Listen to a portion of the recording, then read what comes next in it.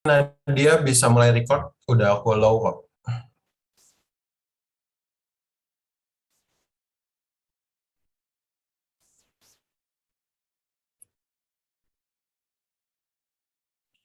Oke, share screen-ku udah kelihatan ya?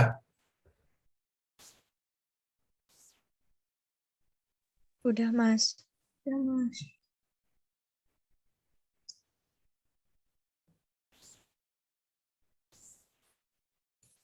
Oke, baik. Jadi pertemuan kali ini kita akan membahas mengenai tentang neraca massa. Jadi sebenarnya apa sih itu neraca massa? Basically dalam neraca massa itu ketika ada suatu proses, diharapkan massa yang masuk ke sebuah alat atau mesin atau sebuah proses itu diharapkan ketika masuk maupun keluar itu sama masaknya secara baik kilogram atau gram seperti itu, satuannya bebas.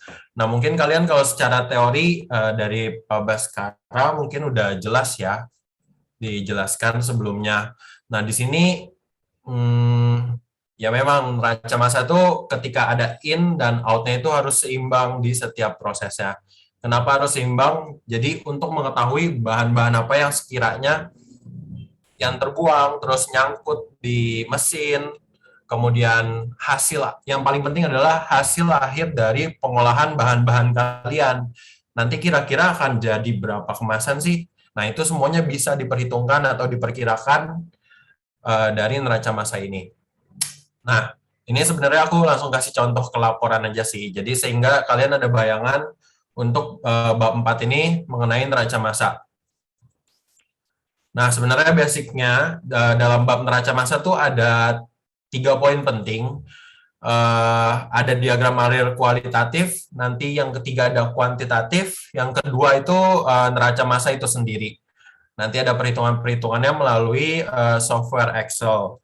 Nah, aku jelasin dulu mengenai tentang diagram alir kualitatif. Nah, di sini kalian kan masing-masing produk tentu memiliki tahapan proses yang berbeda-beda, baik dari tahapan ada yang sortasi dulu, ada yang pembersihan pencucian dulu, ada yang defrosting dulu mungkin, atau mungkin ada juga yang perendaman kayak beberapa bahan baku yang memang membutuhkan hal tersebut. Sehingga kalian di bagian diagram alir ini, bagian A itu, kalian harus benar-benar membuat suatu diagram alir yang memang sudah lengkap dan bisa dipastikan eh, kalau bisa ya jangan dirubah-rubah lagi karena neraca massa ini agak repot ngerubahnya. Ngerubahnya sih gampang, tapi nanti kalian menerapkan di laporannya capek kopasnya doang sih.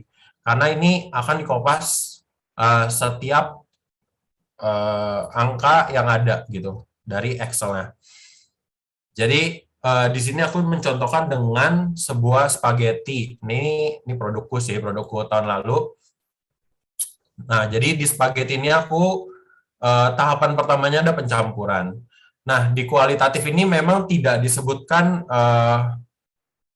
jumlahnya atau masanya dari setiap bahan yang digunakan.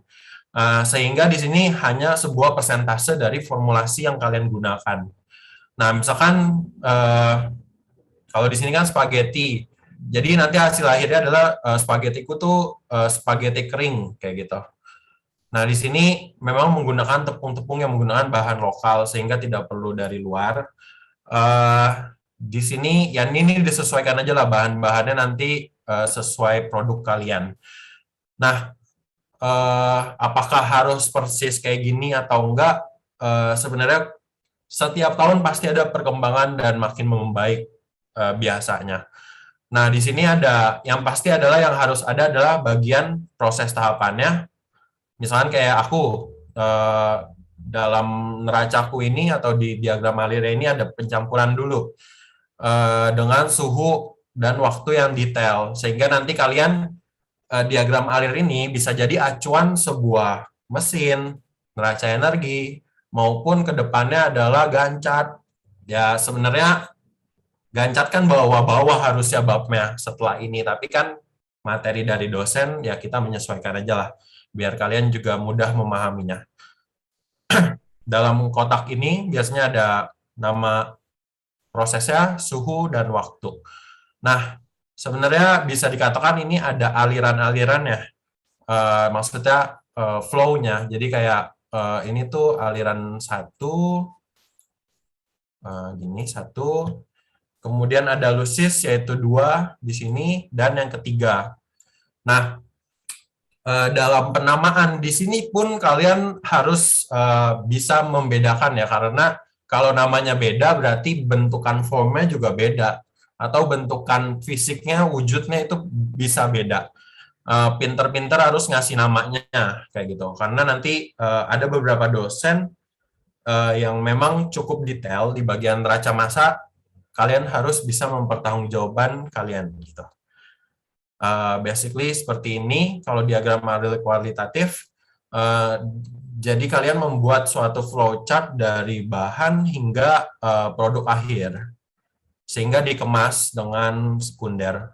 Jadi kalau di aku dulu produkku primernya itu plastik, sekundernya berupa karton atau kardus. Nah, kemudian aku dapat dari mana sih waktu-waktu ini, bahan-bahan ini, persentasenya dari mana, lusis. Kalau bisa dan harusnya merujuk ke arah referensi jurnal. Kadang beberapa laporan magang pun bisa digunakan karena itu kan udah data perusahaan ya biasanya juga. Nah, untuk bahan-bahan formulasi sebenarnya kalian memformulasikan sendiri juga silakan, tetapi kan harus dipikirkan efeknya apa terhadap hasil dari produk akhirnya juga. Nah, kalau dari bahan-bahan persentasenya ini formulasi lah, baik dari jurnal bisa maupun dari resep yang dituangkan diperbesar ke skala pabrik.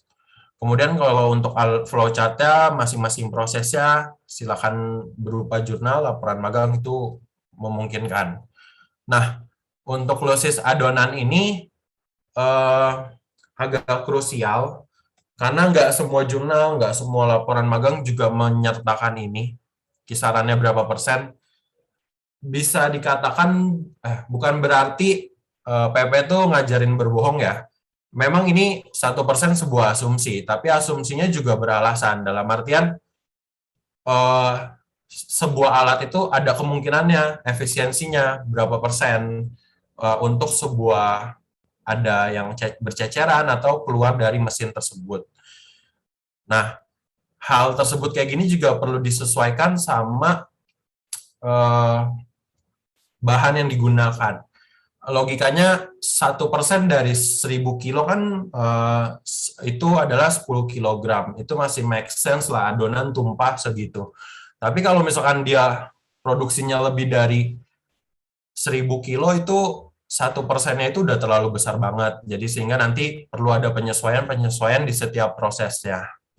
Kayak gitu. Pokoknya kualitatif kurang lebih kayak gini. Neraca massa ini tentang ini nanti aku jelasin ini di Excel aja deh. Kurang lebih kayak gitu. Terus kalau kualitatif ada angkanya. Ada angkanya. Nanti angkanya kan bisa dihitung di Excel dapat berapa kilogramnya. Nah, kalau ini tambahan aja sih. Waktu itu PP ku agak cukup detail sama Pak Adit. Jadi ada plus minus lah. Kalian belajar lebih detail atau kurang gitu. Oke, next kita belajar ke neraca massa. Misalkan nih, tadi kan aku spaghetti dengan bahan sebuah tepung jagung per harinya sekian. Ini kan hasil dari kalian forecasting. Forecasting di tahun sekian, bahwa pabrik kalian menggunakan bahan sebesar ini. Misalkan aku 21.750 kg tepung jagung per hari. Dengan waktu operasionalnya berapa? Misalkan pada saat ini aku menghitung kalau nggak salah hari Minggu aja yang libur. Nah, itu disesuaikan lagi tentang ketenaga kerjaan juga. Yang waktu itu Mas Haris bilang. Satuan massa, terus basis waktunya hari. Ya ini kalau laporan memang sedetail ini, tapi kalau neraca massanya kita lihat, lebih mudah. Tapi sebelum lebih jauh mengenai neraca massa yang tabel-tabel ini, kita harus tahu dalam produk kalian tuh formulasinya akan dibuat seperti apa. Nah, ini hitung-hitungan mudah lah, tinggal masalah persentase, kemudian massa, kayak gitu-gitu. Nah, jadi misalkan tadi aku spaghetti itu aku formulasi kecilnya seperti ini, kemudian jika di total hasilnya 600, kemudian dihitung aja persentase gampang, 360 per 600. Nah, massa ini kan hasil forecasting ya yang tadi, 2175 kg per hari. Nah, ini nih tinggal kalian hitung aja jika dia hitung-hitungan matematika biasa lah sebenarnya. Oh ya, ini kalian nggak perlu ngikutin dulu kok, karena ya pasti udah pada dapat file cutting kan. Ya, yang penting ngerti dulu sih, yang penting ngerti dulu, nanti penerapan di Excel-nya kurang lebih menyesuaikan aja. Nah, jadi untuk mengetahui ini kan tepung kedelai 15%. Kalau 2175 itu 60%, kira-kira 15% berapa sih? Ya kayak gitulah, tinggal hitungan matematika. Berarti kan C12 0,15 per 0,6 dikali 21. Ya gimana, Mas? Lo kayaknya share screen-nya cuma PDF doang deh. Oh, nggak pindah? Iya, Bentar. di all screen dong. Oke, thank you, Mas. Coba dicek, udah pindah ke Excel belum ya? Udah all screen belum? Udah. Oke, thank you, Mas. Oke, aku jelasin ulang. Di sini mengenai Excel juga kalian next time semuanya dijadiin satu, karena semua file-file perhitungan kalau bisa ada masternya, jadi dijadiin satu. Tapi ini memang masih awalan sih, biasanya formulasi neraca massa, neraca energi, lanjut lagi nanti ke utilitas, mesin, masih jauh perjalanannya memang. Oke, aku ulang tadi mengenai formulasi dan fraksi.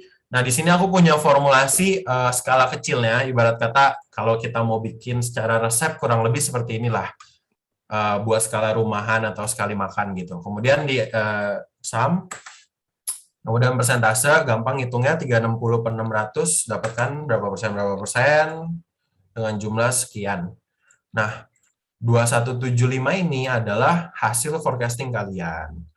Dari berat, kalau aku kan tadi bahan bakunya adalah tepung jagung, sehingga aku input di sini 2175, kemudian sedangkan kalau mau tahu 15% dari keseluruhan berapa sih masanya, ya hitung-hitungan matematika biasa, yaitu 0,15 per 0,6 dikali 2175. Nah, di sini rumusnya aku lock karena yang menyesuaikan kan 0,15-nya aja atau C12. Jadi bisa di drag ke bawah. Nah, setelah itu dapat jumlahnya. Lalu setelah belajar mengenai formulasi, persentase, dan fraksi, kita lanjut ke proximat. Apa sih proximat itu? Jadi proximat itu sebuah bahan pasti memiliki kandungannya masing-masing. Ibarat kata kayak kita makan sebuah kue ataupun produk-produk olahan, itu kan masing-masing di nutrition fact-nya atau kandungan secara dalamnya itu kan airnya berapa persen, lemak berapa persen, protein berapa persen, karbohidrat berapa persen, serta kadar abu. Ini yang paling umum.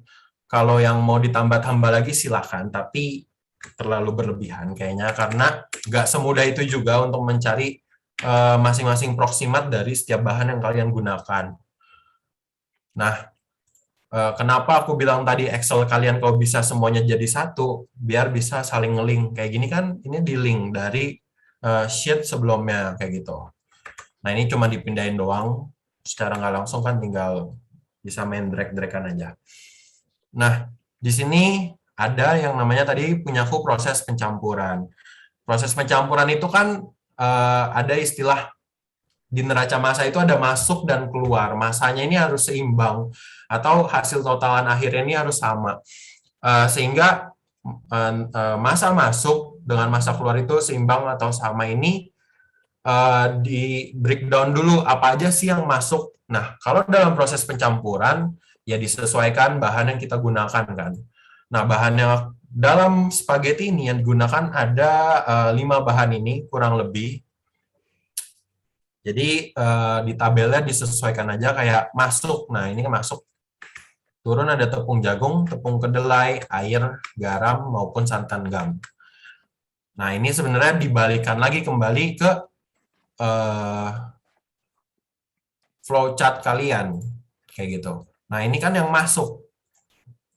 Aliran satu itu masuk. Nah, kemudian kita harus tahu aliran keluarnya ada apa aja. Nah, ini kan keluar dari sebuah proses. Yang kotak ini kan proses. Nah, yang kedua ini tentu hasilnya itu adonan pastanya kan. Nah, di lain sisi tersebut pasti, nggak pasti sih, tapi berkemungkinan dalam suatu mesin tuh ada lossisnya. Lossis ini berupa apa sih? Entah hilang karena jatuh, ataupun tertahan di dalam mesin. Itu lossis. Seperti itu. Nah, di sini udah aku sesuaikan di neraca massaku, jadi makanya keluarnya ada lossis adonan pasta dan adonan pasta. Jadi disesuaikan dengan flow chart, flow kalian di setiap prosesnya. Nah, lalu cara menghitungnya gimana sih? Nah, balik lagi ke masalah proximat. Untuk proximat itu kalian bisa googling aja sih kayak proximat tepung jagung. Biasanya entah di dalam suatu jurnal atau ini tantangan juga ya, nggak mudah sebenarnya. Ini aja aku nyari sekilas begini aja kagak, atau bisa juga proximat atau kandungan. Nah, ini kayak gini-gini kan, kurang lebih. Kalau memang kalian spesifik terhadap suatu brand, biasanya kan dikasih juga kayak gitu. Nah, kurang lebih ya, ini kurang lebih. Bukan kurang lebih sih, setiap sumber bisa berbeda-beda sebenarnya. Jadi masing-masing sumber itu bisa berbeda-beda kandungan proximatnya. Nah, ini aku menyesuaikan Excelku aja yang sebelumnya. Proximatnya jadi kurang lebih seperti ini. Nah, kalau air kan berarti fraksinya full di air. Terus kalau bumbu-bumbu biasanya memang yang kayak bubuk gitu, dia full di kadar abu. Tapi tidak menutup kemungkinan bisa berbeda-beda sih fraksinya. Jadi nanti dicari aja. Sejauh ini ada pertanyaan mungkin? Silakan di on mic aja.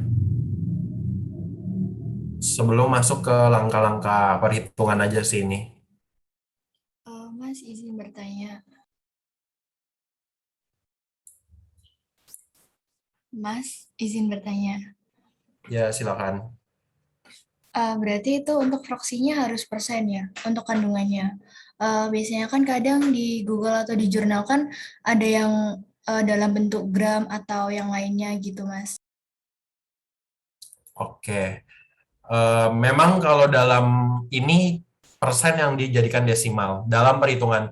Tapi jika kalian dalam jurnal yang menemukan seperti itu, tentu dia ada pengetesannya, misalkan berapa sekian gram dari berapa gram. Nah, itu kalian cari persentase aja dari situ sih menurutku. Karena kan setiap pengetesan bisa berbeda-beda. Gimana, ada feedback? Baik, Mas. Makasih. Oke, jadi ya benar dijadiin persen aja. Biasanya kan misalkan kayak 31 gram dari 100 gram ya, berarti kan kurang lebih 30%-an. Gitu. Next, ada pertanyaan lagi yang lain?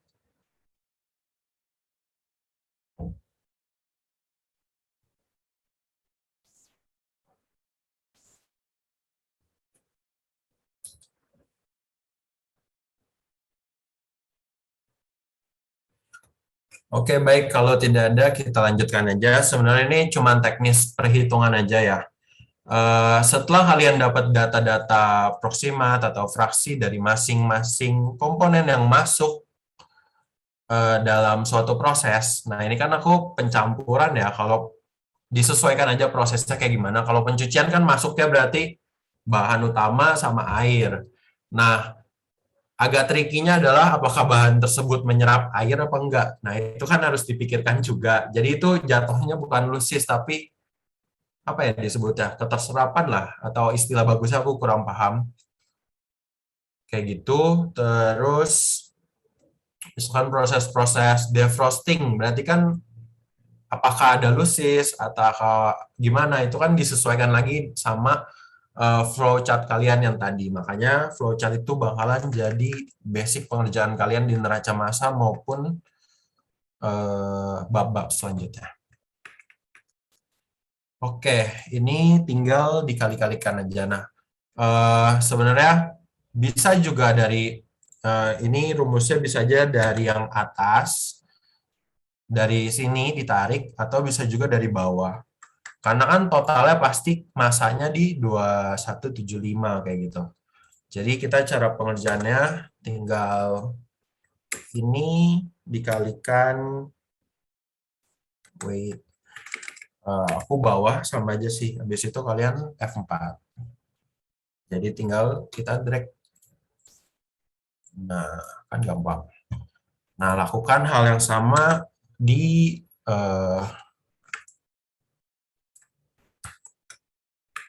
lakukan hal yang sama di bahan yang berbeda, bahan selanjutnya kayak gitu.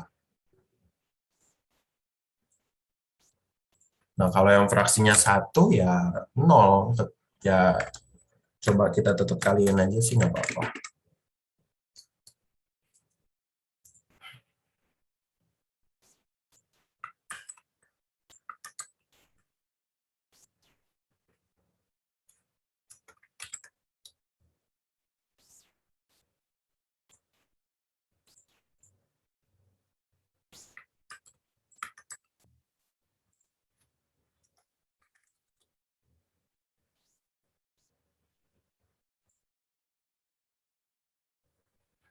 Oke, ini udah ketahuan semua ya, yang masuk ada apa aja.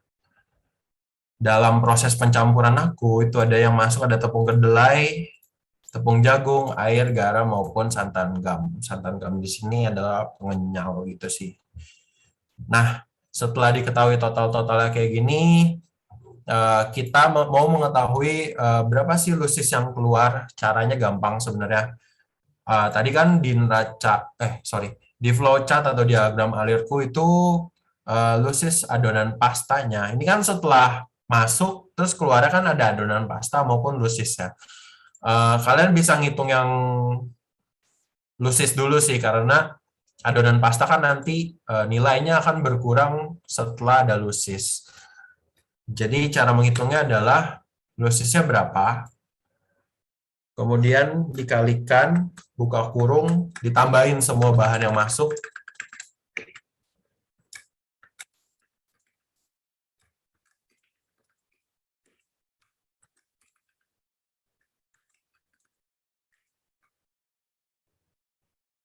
Setelah itu ditutup, dikunci aja B12-nya sehingga nanti bisa di-drag ke bawah.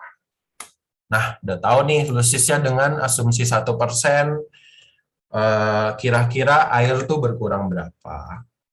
Tapi sebenarnya bukan air murni sih. Ini bentuknya adalah adonan pasta, karena namanya adonan pasti punya kandungannya masing-masing kayak gitu. Nah, ini kan tinggal sama aja sih, dijumlahin gitu kan. Nah, selanjutnya mau mengetahui adonan pasta yang akan digunakan. Sorry, adonan pasta yang keluar dari mesin pencampuran ini. Caranya gampang, kalian buka kurung terus ditotalin semuanya. Nanti tinggal dikurangin aja.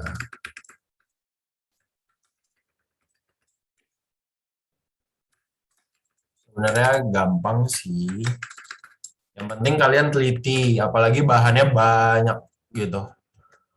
Itu harus pelan-pelan dicekin lagi datanya.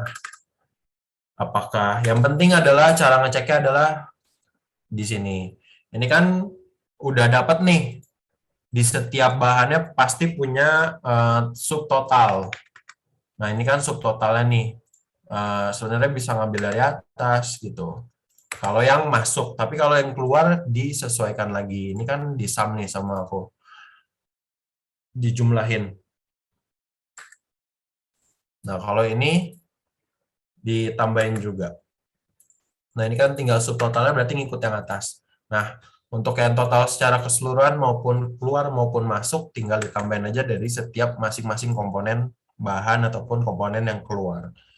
Nah, sehingga dapat dikatakan neraca massa itu berhasil atau seimbang adalah ketika masuk dan keluarnya itu seimbang atau nilainya sama, yaitu 3625 kg. Sampai sejauh ini apakah ada pertanyaan? Kalau enggak, kita next ke proses selanjutnya. Oh, ini udah auto ya. Nah, tapi aku jelasin aja nanti.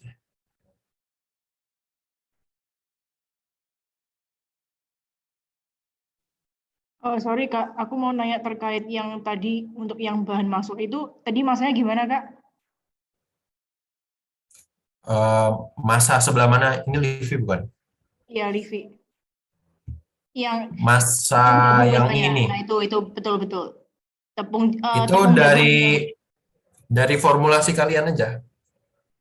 Kan makanya tabel yang ini sebenarnya di copy aja ke sini. Kan ini formulasi skala kecil gitu, ibarat kata. Terus yang ini dapat formulasi skala besar. Dengan cara perhitungan matematika, dengan persentase banding persentase dikalikan nilai yang diketahui gitu. Iya Kayak Kak, gini, itu rumus. yang tadi di tabelnya itu gimana Kak? Itu kayaknya ada rumus lagi ya? Nggak perlu, tinggal langsung sama dengan. Jadi Oh, bukan Kak, kalian yang mau di bawahnya langsung itu. Nah, yang ini itu benar yang dikaliin 219. fraksinya. Fraksi Oh, itu kan tinggal ibarat dikali kata ya? persentase kandungannya, ya. Oh, Karena kan bisa juga di pengeringan punyaku, aku asumsinya juga ada lagi lusis air doang. Jadi yang dikurangin cuman airnya doang nih. Jadi makanya kita bagi proximat ini menyesuaikan si produk kalian. Jadi nggak semuanya kan proses keseluruhan hilang gitu, enggak kan. Kalau pengeringan ya logikanya hanya kadar airnya yang berkurang. Berarti kan airnya yang menguap. Kayak gitu, makanya dipecah-pecah sebuah proximat kayak gini. oke Kak, oke. Makasih Kak. Oke, jelas ya. Nah, tadi kan ini tinggal dikaliin aja ke fraksinya, yang ini juga ngikut sih, pasti. Nah, sama kan semua.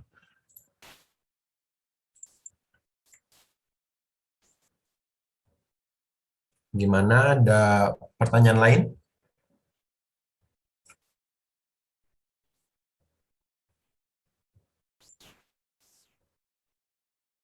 Oke, belum ada. Mungkin kita lanjut ke proses kedua. Di sini proses kedua aku, oh ya, sedikit ngejelasin lah tentang laporannya.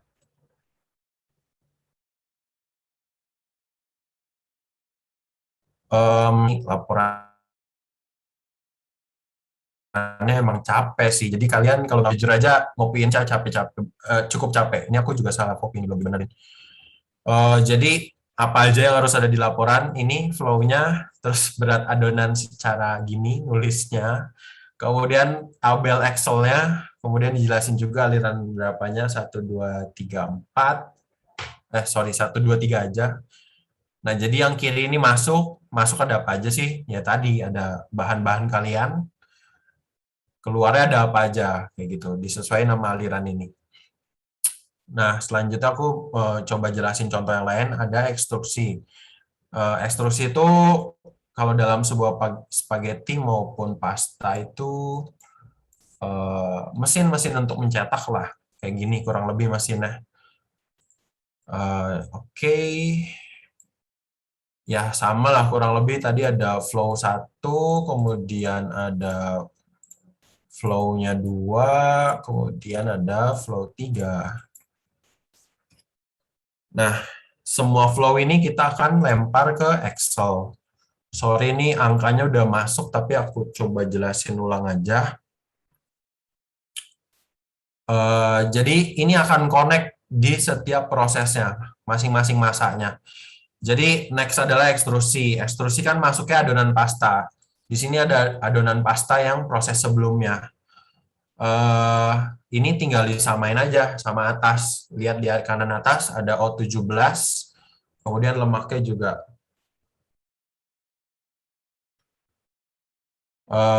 Tinggal disamain aja untuk yang masuknya dari proses sebelumnya. Nah, ini bebas mau sama, mau pakai yang sebelumnya juga bisa, kayak gitu, disesuaikan aja. Nah, untuk keluarnya, di flowku ada losis air, ada losis spaghetti basah, ada spaghetti basah yang lanjut ke proses selanjutnya. Mengapa ada losis air di sini? Ini karena prosesku melibatkan panas. Karena dia extruder besi ketemu besi, berarti ada kemungkinan dia panas. Bukan hanya sebuah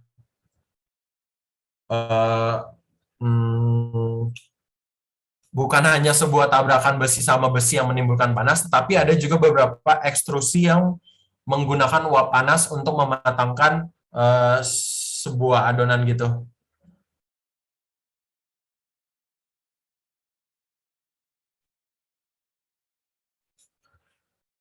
Oke, jadi di sini ada 2 losisnya, berarti keluarnya ada 2, losis air, losis spaghetti basah, dan spaghetti basah. Jadi kalau dalam fisiknya mungkin dalam suatu pabriknya, nanti keluarnya itu losis air berarti uap, berupa uap yang akan ditarik pakai exhaust jenisnya. Kemudian losis spaghetti basah ini lebih ke arah saat dia berjalan di conveyor atau setelah keluar ekstrusi itu ada adonan yang jatuh-jatuh dari samping. Kemudian sedangkan spaghetti basah adalah yang siap lanjut ke proses selanjutnya. Oke, di sini coba kita ulang. Kita ulang ya. Semoga ingat, tapi gampang lah sebenarnya.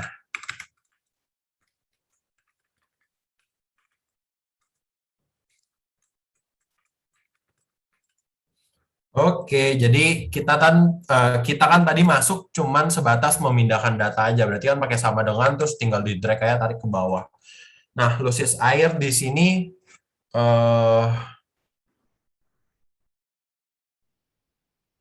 nah, kenapa fraksinya error? Sebenarnya bisa sih kita isi satu langsung kayak gini bisa aja nggak ada masalah. Tapi kenapa itu aku ubah pakai rumus? Karena nggak ada alasan sih sebenarnya tetap aja losis air kan uap air yang menguap S1. Tapi bisa juga cara menghitungnya adalah mengetahui losis masanya dulu. Jadi kayak sama dengan masa yang ini dikalikan dengan losis air ya, yaitu 5%. Dah, kayak gitu. Tinggal yang bawahnya ditarik ya pasti, nggak pasti 0 sini soalnya nggak dikunci. Yang harus dikunci berarti losis air ya, yang merah F4. Enggak deh, enggak, jangan. Karena kan losis air, hanya losis air, berarti yang bawah tinggal isi 00 aja. Sorry. 000 gitu. Kemudian ini tinggal disam aja dari atas ke bawah. Kemudian lanjut ke losis spaghetti basah.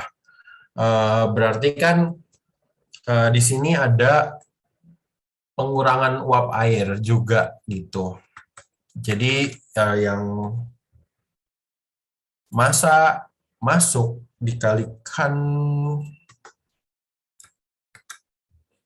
dengan losis 2% ya.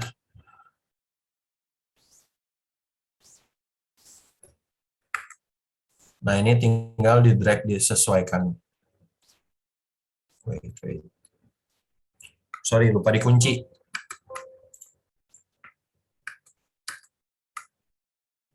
Ini nih yang kayak gini-gini harus teliti sih. Jadi persentase atau apa-apanya harus jangan lupa dikunci. Nah,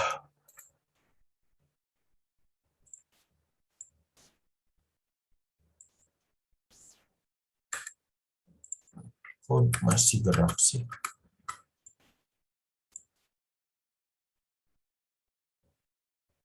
Salah kunci guys, sorry.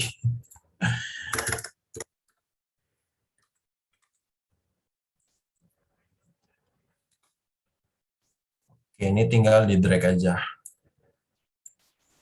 Nah, kenapa di sini fraksinya kan secara nggak langsung kita belum tahu sebenarnya fraksinya, makanya fraksinya yang harus dihitung. Makanya tadi di sini ada rumusnya. Cara gampangnya adalah tinggal persentase aja sih, ini sama aja fraksi atau persentase. Jadi kayak oh massa si air dibandingkan massa totalnya berapa. Nah, itu nanti dapat fraksinya. Nah, kalau ini kan berat lemak di dalam adonan spaghetti di dalam spaghetti basah itu berapa? Berarti kan tinggal dihitung persentasenya. Atau kalau mau diulang, aku coba contohin, berarti kan ini dikalikan dengan total jumlahnya. Oh, sorry, tapi bentuknya belum desimal ya.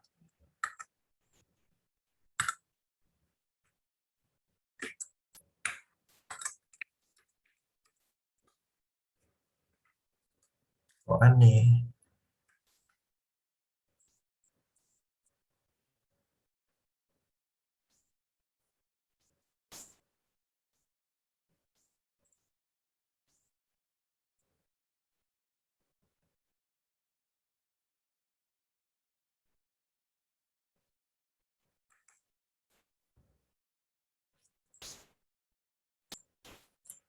Oke lah, kurang lebih seperti itu. Sebenarnya ini banding ini, tapi kenapa tadi dia salah klik apa?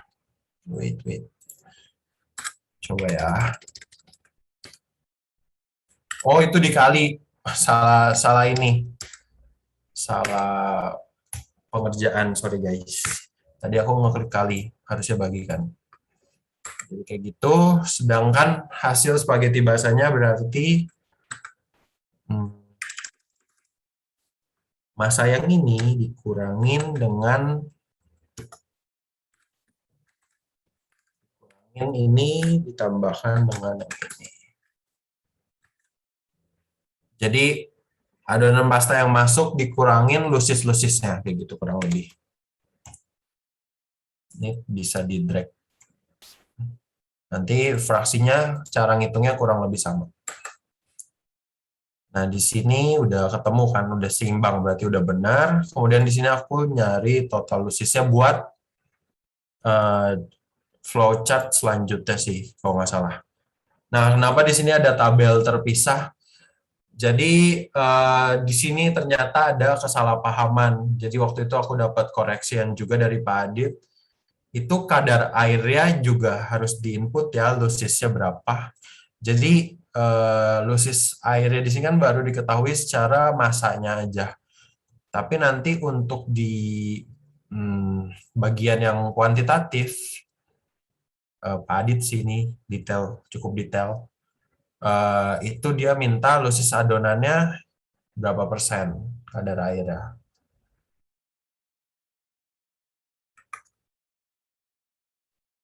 Nol koma 0,28.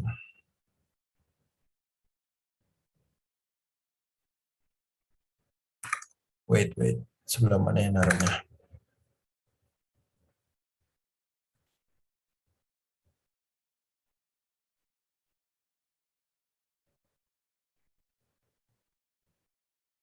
Oh, di sini, sorry. Di kualitatif. Nah, kurang lebih inilah 28% kan. Jadi kayak gitu guys. Mungkin ada pertanyaan. Kalau aku harus contohin semua proses kayaknya agak susah ya. Karena pada intinya adalah diagram alir kalian harus detail, apa aja yang masuk, apa aja yang keluar, itu ditentukan terlebih dahulu dengan masing-masing suhu maupun menit.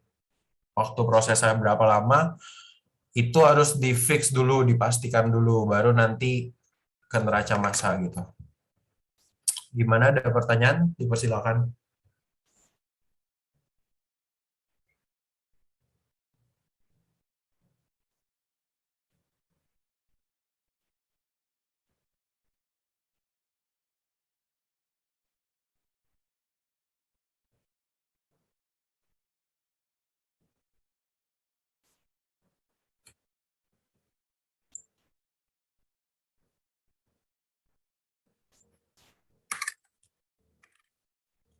Oh, mungkin dari Mas Haris ada tambahan, dipersilakan Mas. Oke, aku mau nambahin dikit. Cuman ini ya, aku mungkin off cam ya, soalnya lagi nggak ini proper. Jadi buat apa namanya neraca massa ini, selain yang harus kalian perhatikan tadi itu fraksi-fraksinya, itu kalian juga harus perhatikan menurutku prosesnya gitu.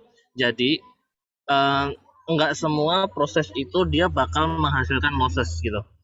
Ada juga proses yang mungkin dia malah ada penambahan. Contohnya misalnya produk kalian itu adalah produk yang kaya protein gitu. Ya kayak protein, atau misalnya itu kan apa namanya, itu kan proximat yang basic lah. Misal produknya produk yang keunggulannya adalah kaya akan vitamin A gitu. Sehingga di komponennya itu juga harus dilibatkan vitamin A-nya itu.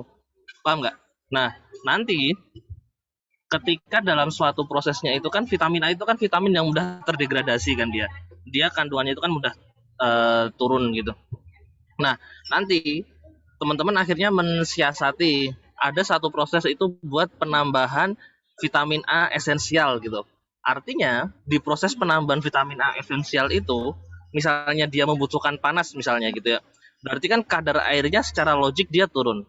Tapi kadar vitamin A-nya dia akan meningkat. Artinya bisa jadi nanti fraksinya si vitamin A itu meningkat, sedangkan fraksinya si kadar air itu menurun. Kira-kira kayak gitu. Contoh lain adalah misalnya di penggorengan. Buat teman-teman yang prosesnya itu ada penggorengan, itu kan kita menggunakan minyak gitu ya. Nah, berarti di situ akan ada beberapa perubahan-perubahan fraksinya. Ini sebenarnya bisa dicari pakai jurnal, atau mungkin kalau misalnya nggak ada jurnalnya itu apa ya? Teman-teman itu acuannya itu bisa dari bahan mentah ke bahan jadinya gitu. Nah, misalnya di penggorengan itu selain kadar airnya menurun, tapi lemaknya naik karena bahan itu secara tidak langsung secara tidak langsung kan dia pasti akan menyerap si kandungan lemaknya dalam minyak yang kita itu kan, yang kita gunakan untuk menggoreng itu. Kadar airnya turun, terus lemaknya naik, proteinnya secara logik pasti akan turun gitu kan. Tapi buat seratnya naik atau turun, nah itu kita bisa cari juga. Soalnya aku pernah lihat waktu aku tuh dulu abon bandeng itu, seratnya itu justru naik ketika dia itu digoreng. Ya karena ada reaksi, ya pokoknya karena ada reaksi yang mungkin tidak terjadi pada bahan lainnya. Nah itu sehingga mengakibatkan kadar seratnya itu justru bisa naik ketika dia digoreng. Hal-hal seperti itu yang mungkin nanti bisa diperhatikan supaya fraksinya itu ujung-ujungnya tetap bisa 1,000. Kira-kira kayak gitu. Untuk neraca massa sih kayaknya itu aja gitu ya. Mungkin nanti untuk pengerjaannya bentar, Pak Abbas tuh udah ngasih tugas buat neraca massa ini belum ya? Mungkin ada yang bisa konfirmasi? Belum, Kak. Mungkin ada yang bisa konfirmasi, Pak Abbas itu udah ngasih tugas ini belum? Belum, Kak. Oke. Gilbert enaknya gimana, Bert? Penugasannya 1 sampai selesai atau gimana, Bert?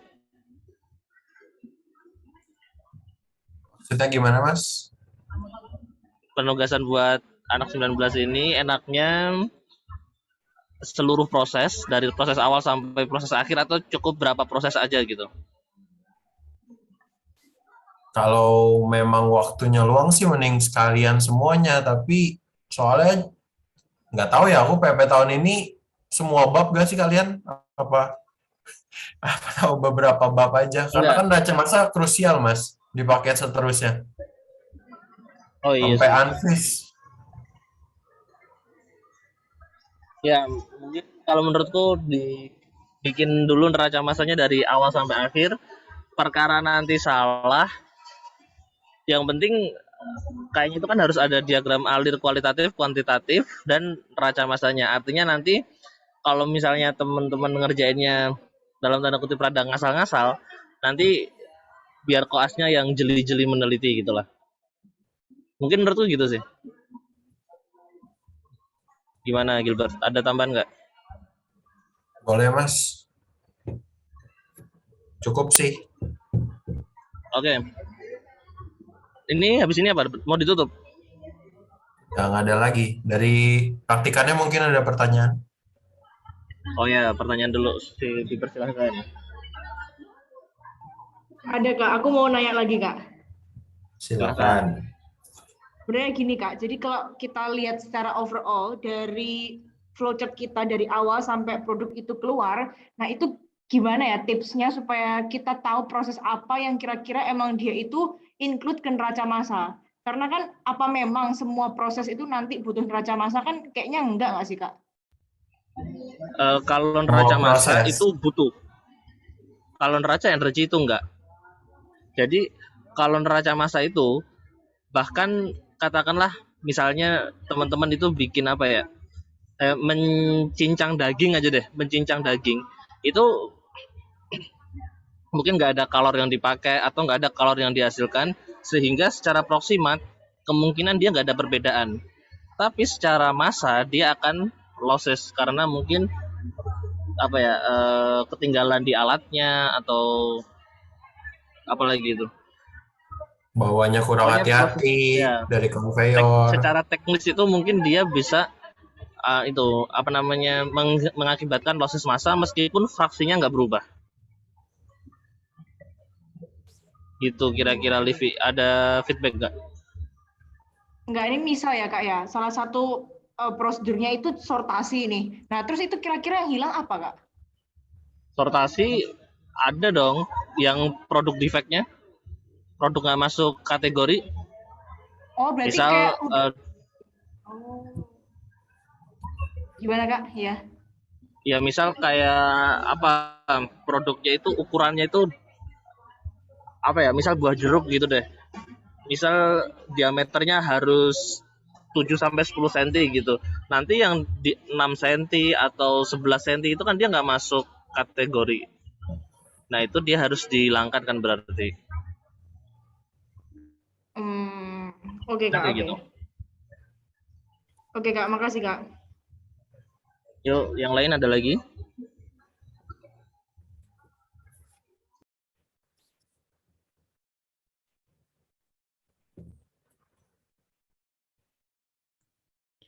Izin tanya Kak. Oke, silakan. Iya, kan kalau produk kelompok saya tuh pakai ikan.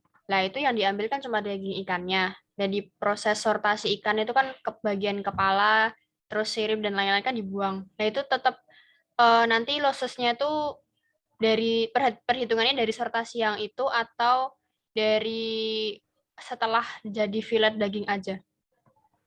Terima kasih. Oke, mungkin aku mau coba jawab. Sebenarnya ini agak tricky. Secara data kan kalian memang dapetnya ikan utuh. Tetapi dalam pengerjaan pabriknya, sebenarnya mana mau sih pabrik kalau bisa nerima yang udah fillet jadi kan sebenarnya. Tapi misalkan memang seburuk-buruknya dapat ikan utuh, yaitu cari asumsi setelah melakukan fillet atau pembuangan kulit maupun pembuangan apa sih kepala atau tulang kayak gitu-gitu tuh hasil apa ya masa rendemen apa ya hasil bagusnya atau misalkan hasil dagingnya kira-kira berapa persen dari ikan tersebut kayak gitu. Mungkin Mas Haris ada tambahan? Daging itu kalau dalam praktikum, nanti di praktikum hewani itu teman-teman ada yang namanya edible portion. Nah, kalau ikan itu edible portionnya itu dagingnya itu ada datanya kok. Jadi ikan bandeng, ikan nila itu dia edible portionnya itu berapa. Jadi kalau misalnya teman-teman katakanlah 85% gitu. Artinya ketika teman-teman itu mendapatkan 1000 kilogram ikan, itu kan berarti edible portionnya atau daging filetnya itu 850 kilogram. Kira-kira begitu? Ada feedback nggak? Oke, udah paham Mas. Terima kasih. Oke, Gilbert, ada lagi nggak, Bert? Yang lain coba kalau misalnya ada yang tanya dipersilahkan. Kalau nggak ada, aku mau coba ini review praktikum sebelumnya yaitu Gancat.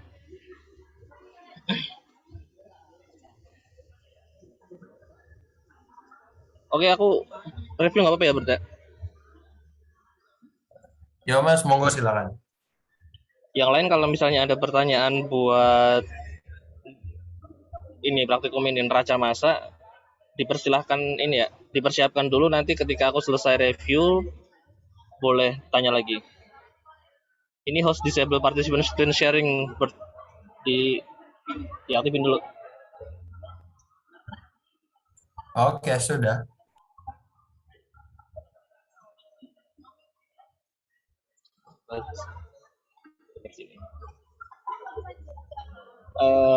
Bisa lihat belum ya?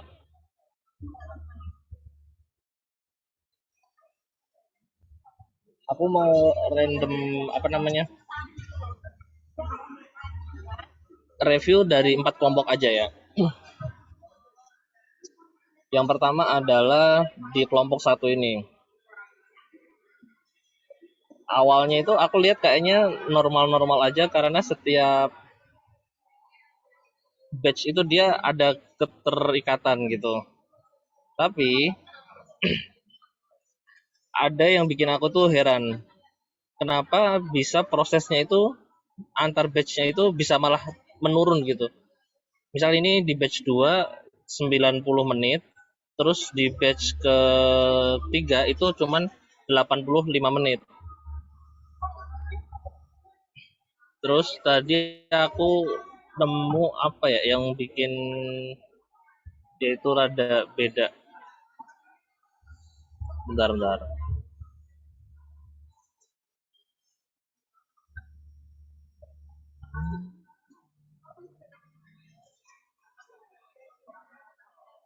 Oh ini, kenapa di sini dia ada space-nya itu 5 menit. Jadi di batch 2 ini kenapa ada waktu kosongnya itu 5 menit. Tapi di batch ke sini nggak masuk. Itu apa ya? Mungkin nanti bisa sambil dijawab, sambil dikerjain. Dan proses-proses yang lainnya ini juga kayak misal forming di batch 2 itu kalau bisa disambungin juga forming di batch ketiga gitu. Jadi dia apa ya biar saling sambung antar batch-nya gitu. Sama yang aku pengen tanyain, mungkin nanti kelompok 1 kelas B ini bisa konfirmasi sekarang aja. Ini kenapa habis ini produknya apa? Terus kenapa habis di oven itu kok di packaging lagi gitu loh. Sebelum di oven di packing, tapi setelah di oven kok di packing lagi gitu. Nah ini emang produknya apa dan pengolahannya kayak gimana gitu. Mungkin kelompok 1B bisa jawab.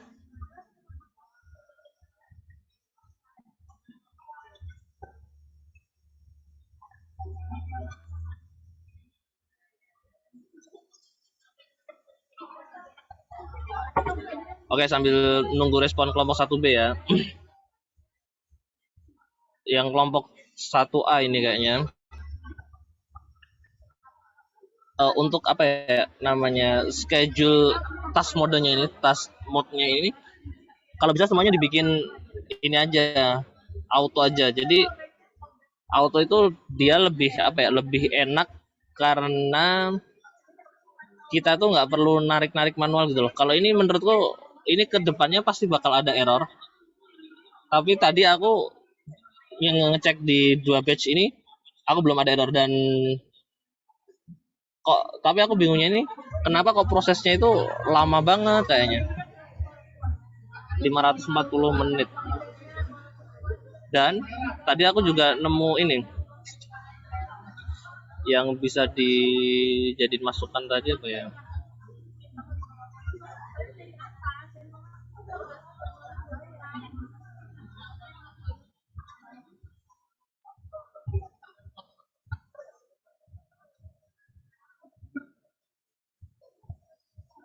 Oh ini, kenapa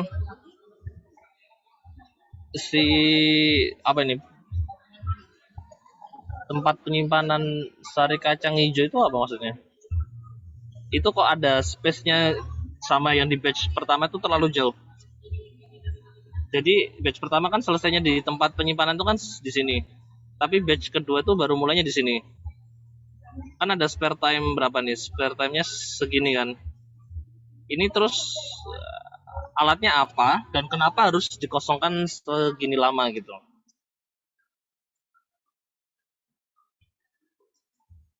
Terus menurutku proses ini nggak efisien karena teman-teman itu fermentasinya itu ada di dalam proses yang situ tuh ada jam kerja karyawan gitu. Kalau ini 420 menit berarti 7 jam.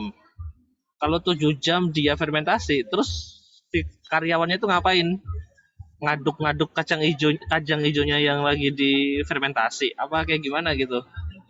Nah, ini mungkin daripada nunggu fermentasi, mungkin dikasih kegiatan lain untuk batch-batch selanjutnya mungkin atau gimana supaya karyawannya ini produktif. Itu untuk yang kelompok 1 kelas A kalau nggak salah. Terus yang kelompok 3 ini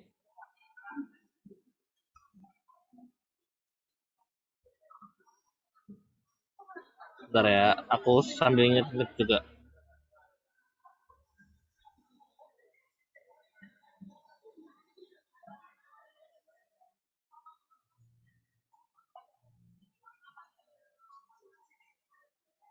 Oh ini juga sama kayak kelompok yang sebelumnya tadi.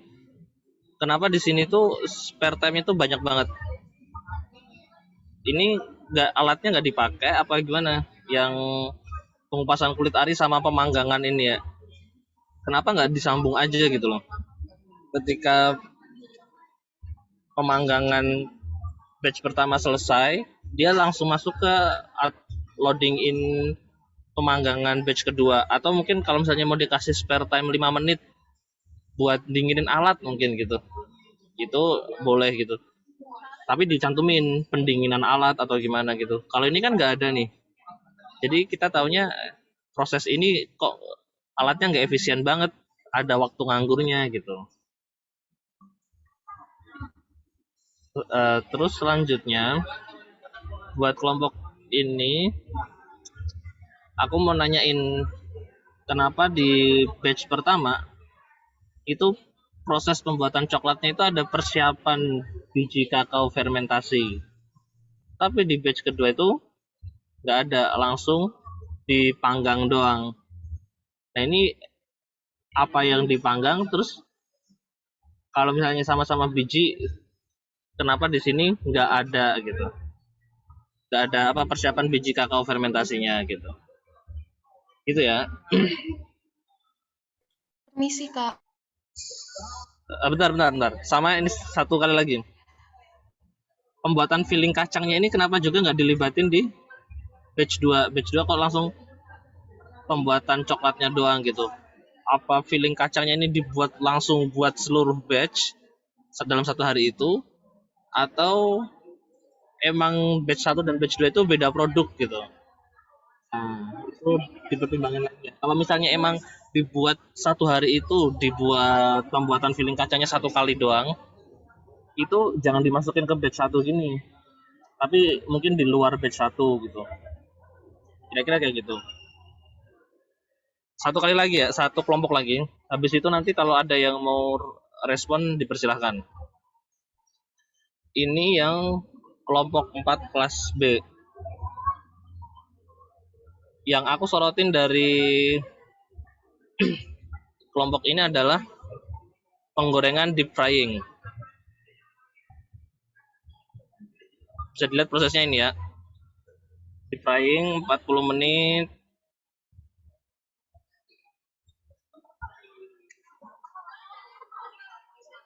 Nah, di proses ini, di batch pertama itu kan prosesnya berjalan dari jam 10.21 sampai jam 11.01. Terus di batch kedua itu 10.51 sampai 11.31. Artinya proses deep frying di batch kedua itu masih ada si alat deep fryingnya itu masih dipakai sama batch pertama. Itu kenapa kok nggak dibikin deep frying batch pertama selesai dulu baru deep frying batch kedua? Itu kenapa nggak dibikin kayak gitu aja? Pertimbangannya apa gitu? Apakah karena ini prosesnya continue atau ada pertimbangan lainnya? Kalau pertimbangannya hanya karena prosesnya continue, pertanyaannya adalah apakah di batch pertama dan batch kedua itu minyak gorengnya nggak perlu diganti sehingga si alatnya itu belum selesai batch pertama itu deep fryingnya itu masih bisa dimasukin bahan buat batch kedua. Mungkin itu dulu ya 4 kelompok yang bisa direview pada malam hari ini. Yang lainnya tadi aku nggak review karena ada beberapa yang ngumpulinnya dalam bentuk PDF. Jadi kalau bisa ngumpulinnya dalam bentuk MPP aja, file projectnya ini, karena lebih enak koreksinya. Kalau file PDF itu kan nyambung-nyambung ke bawah jadi susah. Nah, mending dikumpulin dalam bentuk file Microsoft Project-nya aja. Oke. Kalau ada yang mau feedback atau bertanya lagi tentang neraca massa, dipersilahkan. Permisi Kak Haris, izin mengkonfirmasi ya. Untuk yang barusan, yang file coklat tentang kelompok 3A itu salah ya Kak? Karena kelompok saya sendiri, Ivana itu kelompok 3A, tetapi salah lembaran. Jadi itu salah nama file, bukan dari kelompok kami. Terima kasih. Oh, oke, terima kasih. Ini nanti ke depannya dibenerin. Terus kemudian pas responsi nanti itu pokoknya sebelum responsi itu udah dikumpulin dalam bentuk yang bener gitu. Nanti koas bakal ngasih tahu responsinya tanggal berapa dan diminta tolong ngumpulin file-file apa yang diperlukan untuk kebutuhan responsi itu tanggal berapa gitu kan.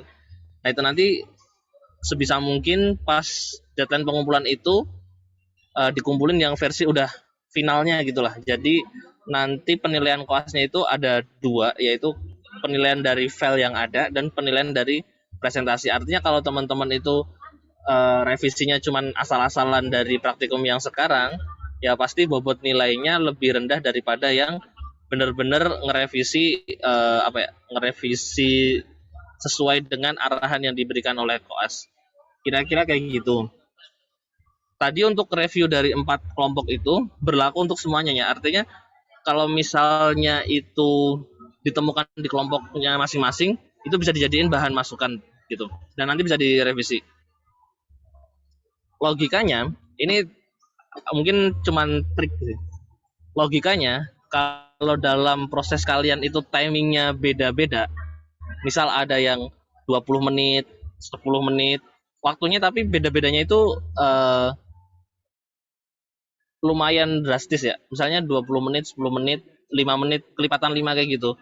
Itu pasti total waktu per batch-nya itu harusnya meningkat.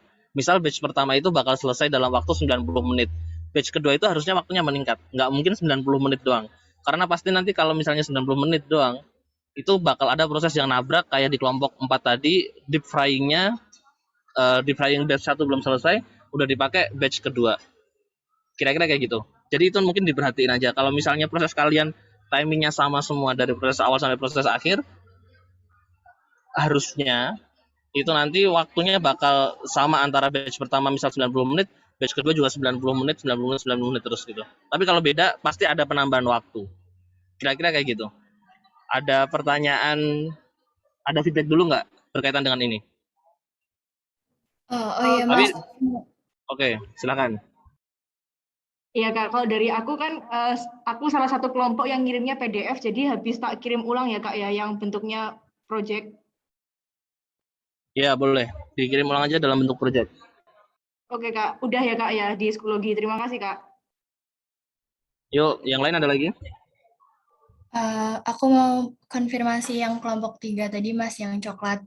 Jadi kemarin waktu aku bikin gancartnya itu, kemarin udah aku bikin kan Mas, di batch pertama selesai pemanggangan itu di waktu pemanggangan itu 30 menit.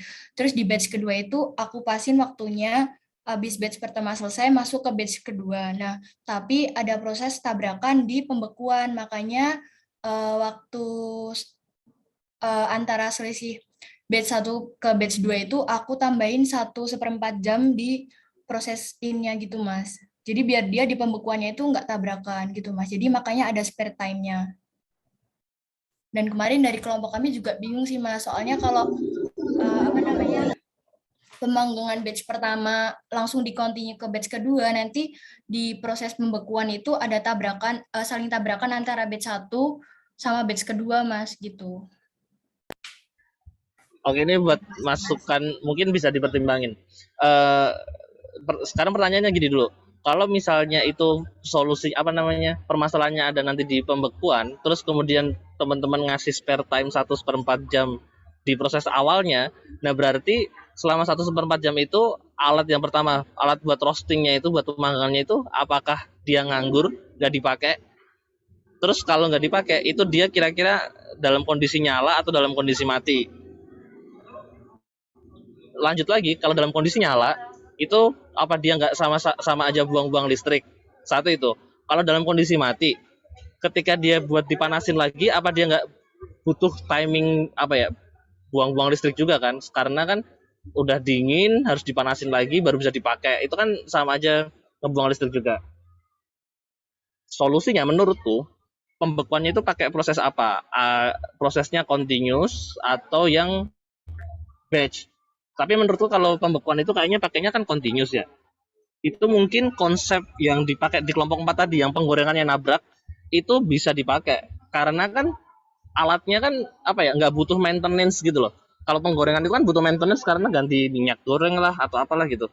Tapi kalau pembekuan kan kayaknya alatnya nggak relatif nggak perlu ada bahan yang diganti kan. Pembekuan pakai amonia misalnya gitu, pakai nitrogen gitu kan. Itu kan kayaknya nitrogennya nggak diisi per batch juga deh. Bakal diisinya mungkin per hari atau mungkin per minggu kan kayak gitu. Jadi mungkin itu bisa dijadiin masukan buat nanti diubah gitu ya. Jadi biar alurnya itu logis gitu loh. Logis dan efisien dalam setiap prosesnya. Gitu deh. Untuk yang lain ada lagi nggak? Kalau nggak ada mungkin bisa.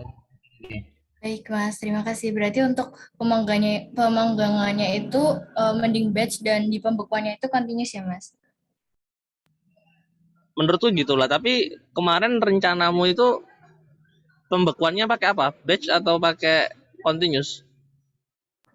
Jadi kemarin itu dari kelompok kami kan udah bikin 2 ganchart kan Mas. Nah yang di pemanggangan itu kita bikin batch, tapi di pembekuannya itu kan continuous. Jadi setiap batch pertama masuk, selisih setengah jam, batch keduanya masuk. Terus selisih setengah jam itu batch pertama keluar, batch ketiganya masuk.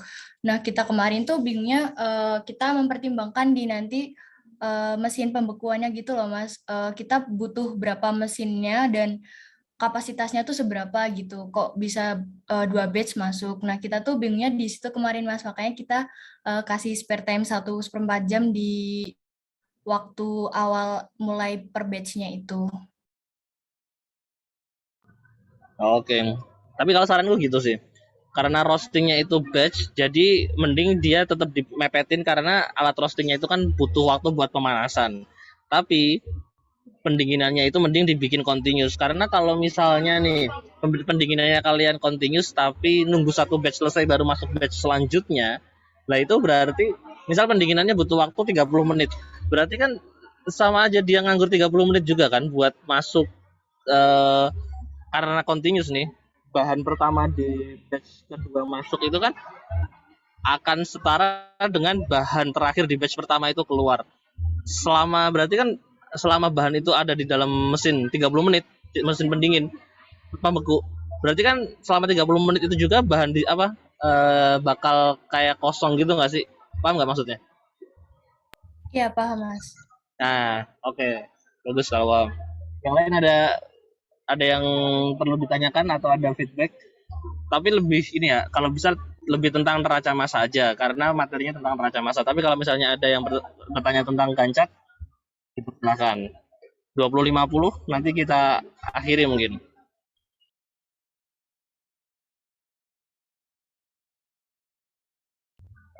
Gilbert mungkin boleh minta tolong link presensinya di share aja, Bert.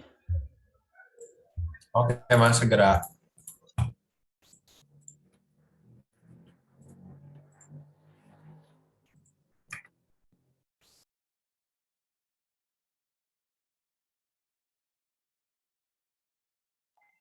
Sebenarnya kalau prosesnya itu, aku masuk ke Ganjar lagi ya. Kalau prosesnya itu teman-teman itu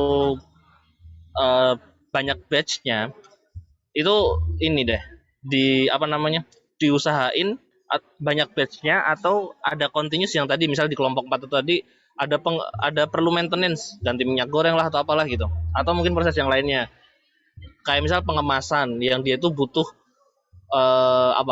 loading si plastik pengemasannya itu mending antar batch-nya itu dikasih link, dikasih penghubung gitu loh. Jadi nanti biar si gancarnya itu dia yang bekerja sendiri, jangan teman-teman itu mikir-mikir sendiri ini nanti kayak gimana. Langsung aja disambungin gitu loh. Antara proses di batch pertama sama batch kedua itu disambungin. Batch kedua ke batch ketiga misalnya tadi sesama penggorengan itu sambungin terus gitu. Jadi kalau kayak gitu nanti insya Allah bakal bagus deh hasilnya. Nah, terus kalau aku dulu cara ngisi registernya itu aku nggak manual tapi angkanya itu tak generate pakai Excel gitu loh. Kan angkanya itu kan sebenarnya membentuk pola kan. Angkanya dari batch pertama itu misal setiap proses katakanlah pembekuan itu di proses kedua gitu. Kan di batch kedua juga di proses kedua, selanjutnya di proses kedua itu kan ada jarak antar prosesnya itu kan sama terus. Itu bisa bisa di-generate pakai Excel. Jadi nanti buat proses itu predecessornya langsung masukin angka. Jadi nggak usah dilihat tadi proses keberapa gitu. Menurutku itu lebih cepat. Kayak gitu deh. Ada lagi nggak yang lainnya? Kan tinggal 2 menit lagi.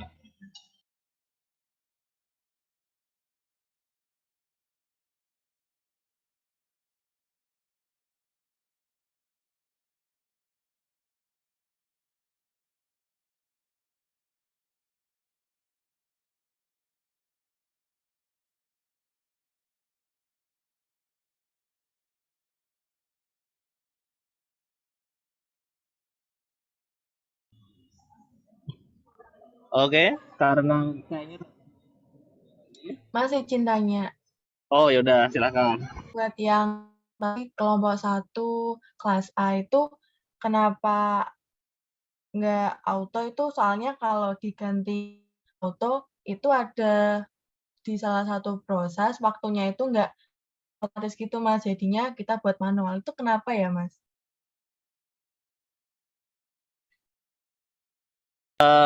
Tadi kenapa waktunya nggak nyambung ya? Atau gimana? Misal di proses yang pertama itu selesainya jam 9.00, terus proses kedua kan butuh 20 menit. Nah, dia itu nggak mau ngikut jadi 9.00 sampai 9.20 gitu. Jadi dia finish-nya itu 9.25 atau berapa gitu. Itu karena teman-teman belum ngatur working time-nya deh kayaknya. Udah belum diatur working time. Jadi jam istirahatnya itu di jam berapa kayak gitu. Udah yang di isian yang ada hari Senin sampai Sabtu sampai Minggu itu kan Ya itu jam istirahatnya kalau misalnya prosesnya kayak gitu, harusnya jam istirahatnya dihilangin. Jadi nggak boleh ada jam istirahatnya. Oh, berarti langsung gitu ya? Loh iya no, kan prosesmu kan tadi dari jam 9 pagi sampai jam 9 malam, kan lama banget tuh. Harusnya kan logikanya kan harus ada jam istirahatnya. Cuman karena misalnya mungkin lah ada proses yang lama, misal tadi apa fermentasi, aku nggak tahu tadi ya prosesnya mana ya. Misal ada Iya. fermentasi gitu kan. Oh ya udah, kalau misalnya ada fermentasi itu, mungkin asumsi teman-teman fermentasi itu nggak harus ditungguin kok gitu kan. Maksudnya meskipun prosesnya itu berjalan di jam 12 sampai jam 1 siang, tapi sebenarnya jam itu buat istirahat bisa gitu loh. Nah itu kalau misalnya kayak gitu ya udah berarti working time-nya itu nggak usah disekat antara jam berapa tuh? Jam 12 sampai jam 1. Kalau aku dulu nggak pakai jam istirahat di situ. Cuman asumsiku adalah setiap pos, setiap pos proses itu jam istirahatnya berbeda-beda. Jadi kalau misalnya dia beresnya jam 11.55 gitu, ya dia masuknya jam 12.55. Kalau dia beresnya jam 13, jam berapa? Jam 12 lebih 10, ya nanti dia masuknya lagi jam 13 lebih 10 kayak gitu.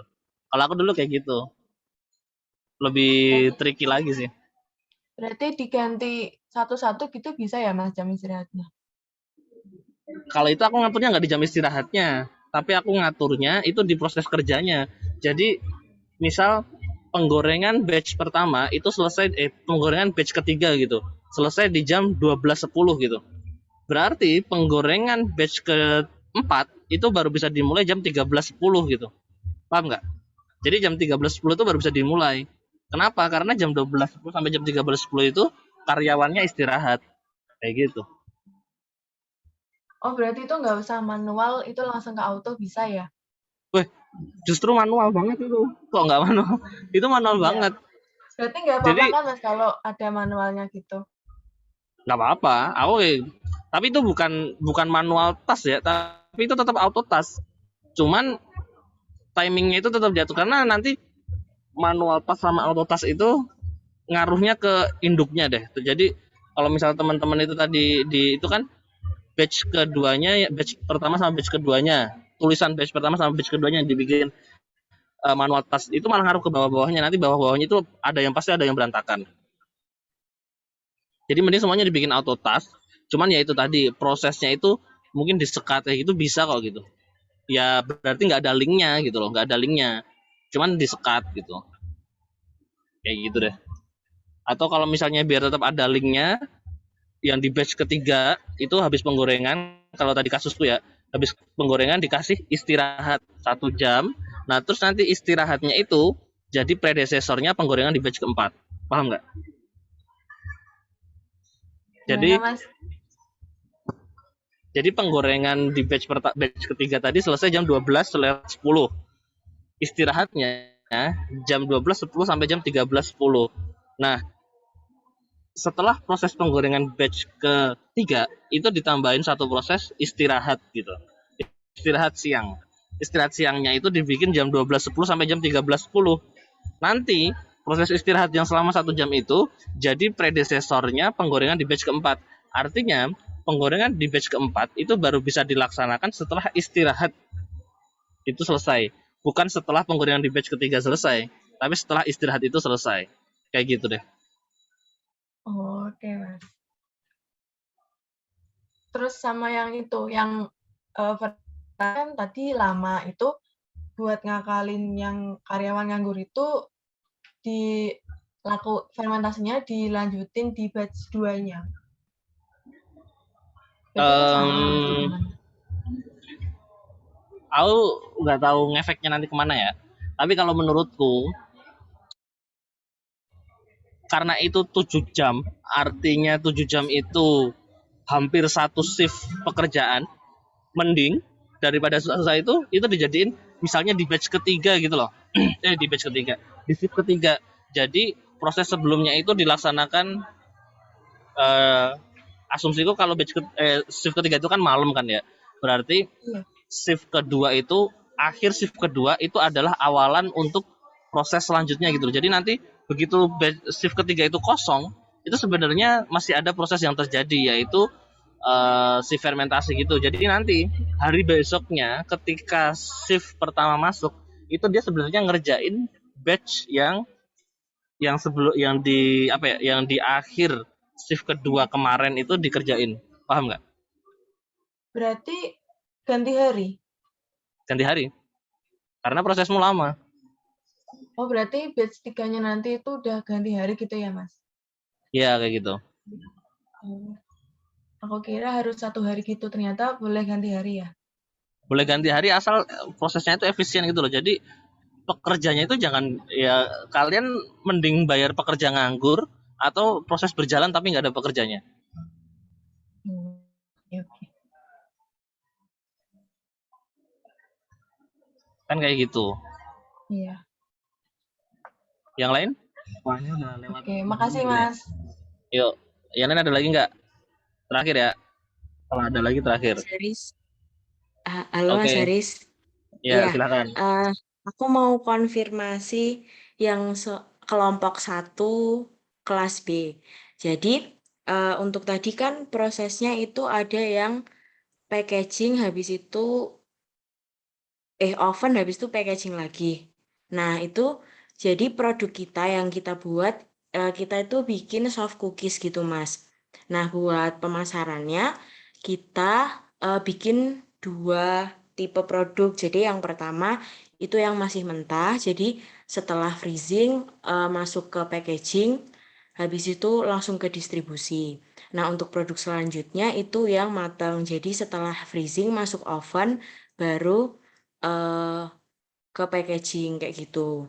Terus untuk yang tadi ada celah di gancarnya itu ternyata kita kemarin kurang teliti, Mas. Jadi kita masukin prodesesornya itu salah angka gitu, Mas. Jadi ada selisih 5 menit. Tapi tadi kita udah coba benerin itu, jadi gancar kita tetap nyambung gitu, Mas. Oke, terima kasih konfirmasinya ya kelompok 1. Ya, baik, Mas. Idenya bagus buat menjual dalam bentuk 2 produk. Tapi yang harus diperhatikan adalah kalau teman-teman menjual dalam bentuk produk, artinya nanti analisis finansialnya itu harus teliti juga ya. Jadi misalnya satu batch-nya itu 100 kilo, terus 50% dijual dalam produk setengah matang, terus 50% dijual dalam produk beneran matang gitu, atau kayak gimana tadi konsepnya itu. Berarti nanti analisis finansialnya itu harus dihitung bener-bener loh ya. Nah, ini karena apa ya? Karena jadi 2 pekerjaan nggak sih kalau menurutku. Tapi ya nggak apa-apa sih kalau emang pengen yang susah, kalau ada yang susah kan kenapa harus ada yang gampang gitu.